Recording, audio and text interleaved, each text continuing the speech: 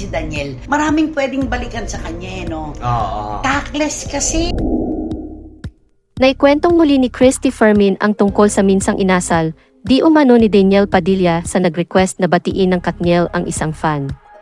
Ayon sa source ni Christy, nasaksihan umano nito kung paanong tila nagdabog ang aktor sa nasabing kahilingan. Para mas maging malinaw po sa inyo ang larawan kung ano ang nasaksihan ng aking source kay Daniel Padilla. May nagpapabati, di ba uso naman sa mga artista, pwedeng pakibati itong kaibigan namin, magsiselebrate siya sa ganito at ganyan. Si Catherine nilapitan. Okay si Catherine. Si Daniel, nagkamot ng ulo at nagdabog. Para bang sinasabi niyang, ano ba naman yan, pati ba naman pagbati kami pa, git ni Christy. Sabihin na po nating si Daniel ay pagod na pagod nung panahong iyon. Sabihin na nating meron siyang gagawin.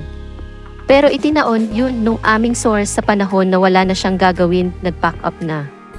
Ano ba naman yung ilang segundo ng happy birthday, taliwas umano ito sa ipinakitang pagpayag agad ng kalmadong si Catherine na kinumbinsi pa raw si Daniel na sandali lamang ang gagawin para sa kanilang fan.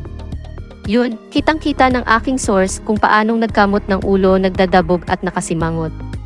Anong sinabi ni Catherine? Let's do this na, short lang naman. Ang akala siguro ni Daniel ang mga ganyang kwento ay hindi rumorolyo, hindi gumugulong, hindi nagpapalipat-lipat ng bibig. Pero yung kay, Daniel? Kita mo ba yun? Yung hinahawakan sa niya ulo? Oo. At eto, nabanggit ko na itong one time sa CFM, uulitin ko po para mas maging malinaw po sa inyo yung larawan kung ano ang nasaksihan ng aking source kay Daniel Padilla. May nagpapabate. Di ba uso naman sa mga artista, pwedeng pakibati po itong kaibigan namin, magsa-celebrate siya sa ganito at ganyan. Si Catherine, nilapitan. Okay si Catherine.